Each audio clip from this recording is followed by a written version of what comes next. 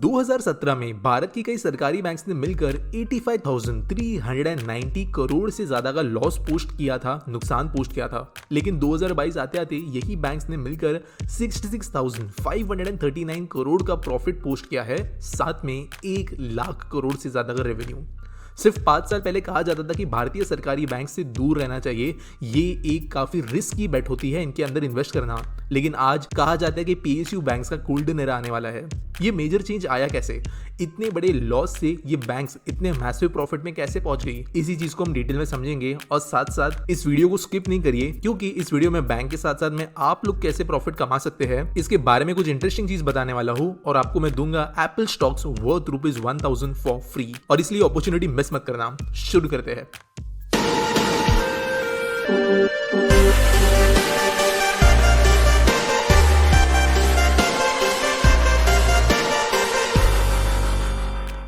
पहले हमें यह समझना जरूरी है कि हमारे देश की गवर्नमेंटल बैंक्स लॉस में क्यों थी, और इसके पीछे के 4 रीजंस है। पहले थे एनपीएज या नॉन परफॉर्मिंग एसेट्स, दूसरा था नेगेटिव रिटर्न ऑन एसेट्स, इसके बाद में थे मैनेजमेंट इश्यूज, और लास्टली था लेस सुपरविजन। अब इन सारी चीजों का मतलब क्या है वो एक एक करके समझते हैं। एनपीए यानी कि नॉन परफॉर्मिंग एसेट, या बेसिकली लोन्स जिनको रीपे नहीं किया जा रहा है, वो डिफॉल्ट हो रही है। 2017 के पहले हुआ यह था कि कुछ सालों पहले ऐसे लोन्स दिए गए थे कई सारे ऐसे कंपनीज को, इंडिविजुअल्स को, जो कि बैंक्स के पास में रिटर्न नहीं आ रहे थे। अब ये 2 रीजंस की वजह से रिटर्न नहीं आ रहे थे, या तो विलिंगली लोग पैसे नहीं दे रहे थे, या दूसरी बात ऐसी थी कि ऐसे एंटिटीज को पैसा दे दिया गया था जो रिटर्न वैसे भी नहीं कर पाते, उनकी बुक्स स्ट्रांग नहीं थी और बैंक ने अपना सही से ड्यू डिलिजेंस किया नहीं ऐसे लोन्स देने के पहले, और इसके लिए वो बढ़ता जा रहा था। जनरली 3% को माना जाता है एक हेल्दी एनपीए किसी बैंक के लिए, क्योंकि हर बैंक के पास में ऐसे लोग तो होंगे ही जो लोन डिफॉल्ट करेंगे, लेकिन 3% से जैसे आंकड़ा ऊपर जाने लगता है तब बैंक के लिए रिस्क बढ़ते जाता है। 2017 के पहले होता यह था कि गवर्नमेंट बैंक्स के ऊपर इन्फ्लुएंस डालना ईजी था, और कुछ केसेस में उनको ब्राइब या करप्ट करना भी आसान था, जिसकी वजह से मल्टीपल ऐसे हमें लोन डिसबर्समेंट्स देखने के लिए मिले, जो कि अगर प्रॉपर ड्यू डिलिजेंस के साथ में सोचे जाए तो देने चाहिए नहीं थे फर्स्ट प्लेस में, और ये लोन्स की संख्या बहुत ज्यादा बढ़ गई थी। कुछ केसेस में डबल डिजिट परसेंटेज में पहुंच गई थी,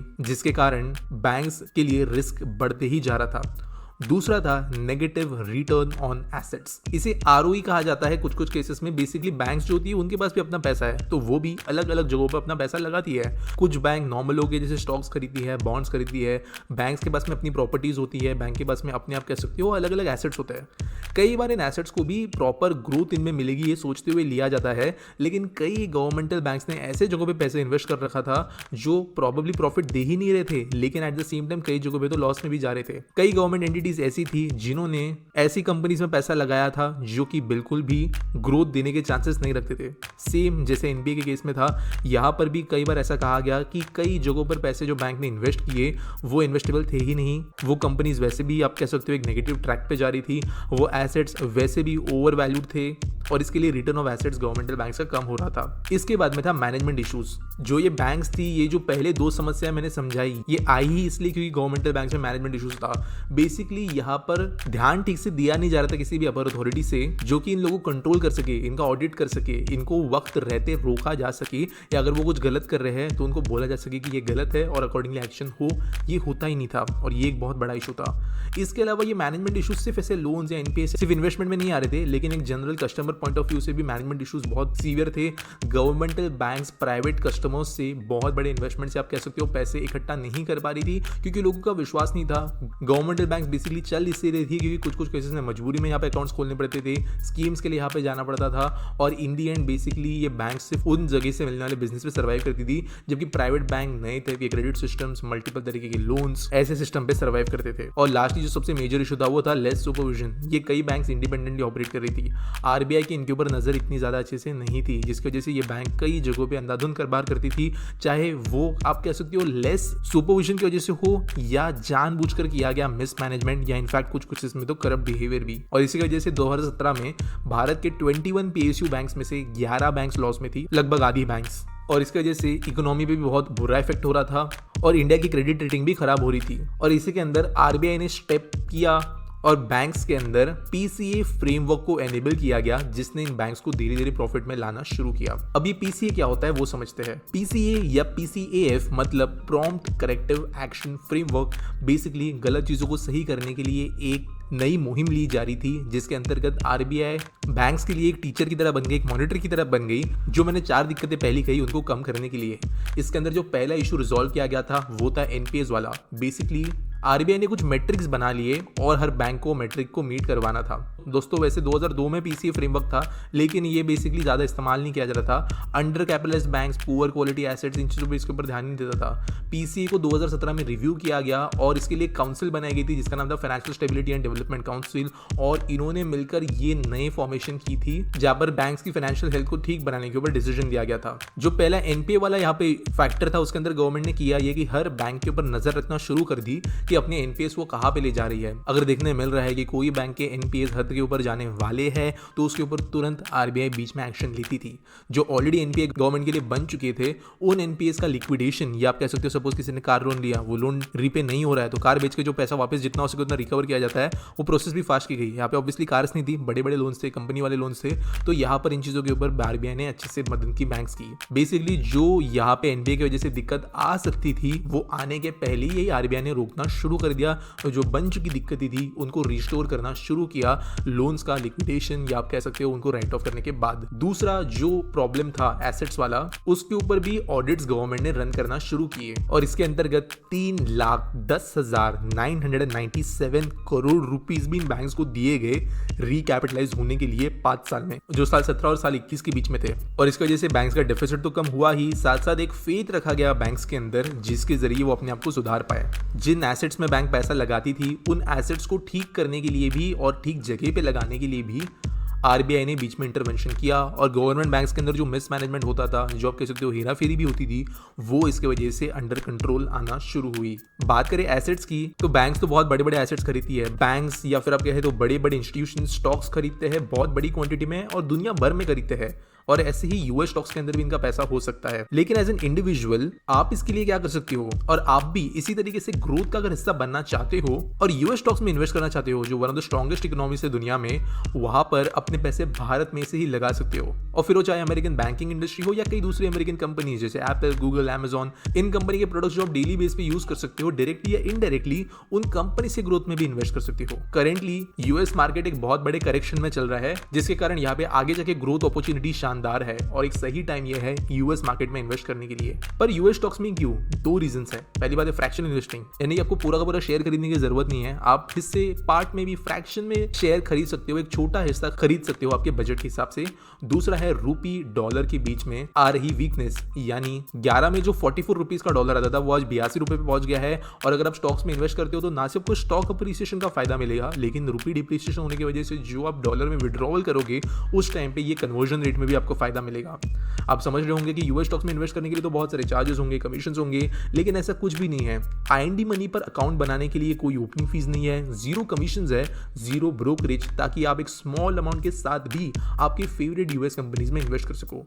मैं आपको आईएनडी मनी के साथ में मिलकर एप्पल के स्टॉक्स वर्थ ₹1000 फ्री में दूंगा। आपको बस आईएनडी मनी ऐप डाउनलोड करना है डिस्क्रिप्शन में दिए गए लिंक के जरिए, और आपको साइन अप करना है, जिसके बाद जब अपना फ्री यूएस स्टॉक अकाउंट आप फर्स्ट टाइम फंड करोगे तो आपको ₹1000 के एप्पल स्टॉक्स फ्री में मिल जाएंगे। आईएनडी मनी को यूज करते हुए आप यूएस स्टॉक्स के अंदर अपनी एसआईपी भी बना सकते हो वीकली या मंथली इन्वेस्टमेंट्स के हिसाब से, और वो भी मिनिमम 500 के साथ। तो डिस्क्रिप्शन में दिए गए लिंक के जरिए आईएनडी मनी को डाउनलोड करिए, अपने एप्पल स्टॉक्स क्लेम करिए और यूएस स्टॉक मार्केट में इन्वेस्टमेंट अपनी शुरू करिए। अब ये एसेट्स तो गवर्नमेंट ने संभाल लिए, बहुत ज्यादा पैसा भी बैंक्स को दे दिया, अब जरूरत थी मैनेजमेंट में चेंजेस लाने की। अब मैनेजमेंट कंट्रोल में रहे, इसके लिए पीसी के अंतर्गत ऑडिटेड एनुअल फाइनेंशियल रिजल्ट्स की चेकिंग शुरू की गई। बेसिकली एक बोर्ड बनाया गया आरबीआई के जरिए जो कि सुपरविजन का काम करता था, और ऐसे जो हर बैंक के फाइनेंशियल रिजल्ट्स होते थे उनके ऊपर सुपरविजन करता था, इनको ध्यान से स्टडी करता था, और साथ साथ जो शेड्यूल्ड कमर्शियल बैंक्स है इनके लिए भी 2021 में नया फ्रेमवर्क अनाउंस हुआ, जहां पर एसेट क्वालिटी, कितना लेवरेज लेते हैं खुद के इन्वेस्टमेंट्स के लिए, की एरियाज में इनका अटेंशन कितना है, क्वालिटी एंड प्रॉफिटेबिलिटी, इन चीजों के ऊपर ध्यान दिया गया। और क्योंकि आप कह सकते हो एक मॉनिटर या एक बार बार क्वालिटी के ऊपर देखने वाला बॉस मिल गया था कई सारे बैंक्स को, या एक मॉनिटर मिल गया था, उसकी वजह से काम बैंक्स में सही से होने लगा और ज्यादातर बैंक्स हाई अलर्ट में ही काम किया कर रही थी। जब भी कोई इशू आता तो उस समय पर डिपार्टमेंट ऑफ फाइनेंशियल सर्विसेज के जरिए बैंक्स को नज मिल जाता। Bhushan Steel, Jet Airways, Essar Steel, Nirav Modi, Rotomac, Yes Bank, DHFL, ILFS, ये कई सारे ऐसे इश्यूज थे जिन्होंने बैंक्स को लॉस में लगाया था और अभी एक एक करके इन इश्यूज को सॉल्व करने के लिए, इनकी लिक्विडिटी के लिए एक्शंस लिए जाने लगे। अगला जो स्टेप लिया गया इन बैंक्स को प्रॉफिटेबल बनाने के लिए वो था अमैलगमेशन। पहली बार इंडिया की हिस्ट्री में गवर्नमेंट ने मिलकर bank of Baroda, Vijaya bank और देना बैंक, इनका अमैलगमेशन कराया या बेसिकली मिक्स करके इनको एक एंटिटी बनाया, जिसकी वजह से एक मेगा मर्जर देखने मिला और ये मर्जर होने की वजह से ओवरऑल बैलेंस देखने मिला इन बैंक्स के फाइनेंशियल हेल्थ के अंदर और उसके बाद में इन्होंने अच्छा परफॉर्म करना शुरू किया। लास्टली जो फुट सोल्जर्स थे, बैंक एम्प्लॉयज, बैंक यूनियंस, इन्होंने कुछ चेंजेस देखना शुरू किए अपने डे टू डे ऑपरेशंस के अंदर। पहली बात, ऊपर से तो स्ट्रिक्ट ऑर्डर्स थे ही काम ढंग से करना है, लेकिन ये इंश्योर किया गया कि जो बैंक के फुट सोल्जर्स है वो इस तरीके के मेगा चेंजेस को रेजिस्ट ना करे, प्रोटेस्ट ना करे। फिर भी हमें कुछ जगह पे चीज़ें देखने मिली, लेकिन फिर भी जनरली जो एम्प्लॉयज थे उनको ये चेंजेस एनैक्ट करने पड़े। इसके अलावा जो नए टाइप के कैपिटल प्रोडक्ट्स होते हैं वहाँ पर भी इसके वजह से ज़्यादा काम होना शुरू हुआ, क्योंकि एम्प्लॉयज़ ठीक से काम कर रहे थे। तो चाहे हमारे यहाँ पे इंटरनेट बैंकिंग हो, क्रेडिट कार्ड्स हो, अलग अलग तरीके के बिजनेस लोन्स या कस्टमर को देने वाले अलग अलग प्रोडक्ट्स हो जिनसे बैंक पैसे कमा सकते हो, प्राइवेट बैंक ऑलरेडी इसके अंदर काफ़ी आगे पहुँच चुकी थी, वहाँ पे PSUs ने भी काम करना शुरू किया। धीरे धीरे एम्प्लॉयज़ को भी इसकी आदत बैठी, जिसकी वजह से हमारे यहाँ के बैंक्स अलग अलग सोर्सेज ऑफ रेवेन्यू भी जनरेट कर पा रहे थे। साथ साथ एम्प्लॉयज़ को ये क्लियर वार्निंग भी थी कि 50 करोड़ के ऊपर के जितने भी लोन होंगे पर पासपोर्ट डिटेल्स कैप्चर किए जाएंगे, एक फॉरेंसिक ऑडिट किया जाएगा, पूरे के पूरे जो PSB के बोर्ड होगी या जो बैंक की बोर्ड होगी उनसे वैसे लोन्स के अप्रूवल मिलेंगे और अगर ये लोन सैंक्शन होते हैं तो इनका फॉलोअप किया जाएगा और पूरी तरीके से मॉनिटर किया जाएगा। जैसे कोई रेड फ्लैग नजर आता है एक्शन लिया जाएगा। दोस्तों पहले होता था कि 50 करोड़ के लोन जो है वो रीजनल लेवल तक भी सैंक्शन हो जाते थे, लेकिन क्योंकि बोर्ड के सामने या आप कह सकते हो कंपनी के टॉप तक ये लोन्स जा रहे थे सैंक्शन होने के लिए, तो इन लोन्स के अंदर हेरा फेरी या गलत लोगों को लोन देना मुश्किल हो गया और फॉरेंसिक ऑडिट जैसी चीजों की वजह से कंपनीज जो झूठ बोलकर लोन लेती थी, झूठ एसेट्स बताकर लोन लेती थी, उनको लोन मिलना मुश्किल हो गया। सेम चीज छोटे लोन्स के लिए भी हुआ, लेकिन जनरली जो बड़े लोन्स थे 50 करोड़ के ऊपर वाले, वहां पर ये काम एम्प्लॉय से करवाया गया। तो 2022 आते थे, हुआ क्या? RBI की स्ट्रॉन्ग मॉनिटरिंग की वजह से जो ऑलरेडी हो रहे गलत काम थे वो ना बंद हो गए। दूसरा हुआ ये, जो एसेट्स गलत जगह पे बन चुके थे उन एसेट्स को चेंज करते हुए एक्चुअली प्रॉफिट मेकिंग एसेट्स के अंदर पैसे लगाए गए। 3 लाख करोड़ से ज्यादा पैसा गवर्नमेंट ने दिया बैंक्स को रिकैपिटलाइज करने के लिए। बैंक के मर्जर्स एंड अमैलगमेशंस किए गए, लॉसेस को बैलेंस आउट और आगे जाके फ्यूचर में ठीक से फंक्शनिंग के लिए जो एम्प्लॉइज है उनके ऊपर और बैंक्स के ऊपर कंटिन्यूस RBI ने मॉनिटरिंग रखी। कुछ रूल्स चेंजेस किए गए बैंक के जरिए लोन देने के रिलेटेड, जैसे 50 करोड़ के ऊपर वाले लोन्स की चेकिंग, जो कि गलत तरीके के लोन्स देने को डिफिकल्ट बना दिया गया। साथ साथ एम्प्लॉयज़ के अंदर एक मेंटल चेंज लाया गया, अलग तरीके से काम करने के लिए नए प्रोडक्ट्स गवर्नमेंट ने इंट्रोड्यूस किए जो कि PSUs को ज़्यादा प्रॉफिटेबल बना सकते थे, जिसकी वजह से 5 साल के भीतर जो 85,000 करोड़ का लॉस था वो 65,000 करोड़ के प्रॉफिट में बन गया। इसके अलावा भी कुछ ऐसी चीज़ें की गई गवर्नमेंट के जरिए जो कि लोगों में विश्वास बना रही थी। लोगों ने ये होने के बाद में कुछ बैंक्स में पैसे डालना बंद कर दिए थे, लेकिन बेसिकली जो इंश्योरेंस होता है डिपॉजिट के ऊपर वो 5 लाख रुपए पर अकाउंट बना दिया गया और 90 डेज के अंदर लोगों को वो रिटर्न मिलेगा इनकेस बैंक को मोरेटोरियम लगता है या बैंक बंद होती है तो उसके ऊपर। तो लोगों ने भी पैसा रखना जो है ज्यादा लेवल पे शुरू किया और ये वो पूरी स्टोरी थी जिसके जरिए इंडिया में बैंक्स प्रॉफिटेबल बने।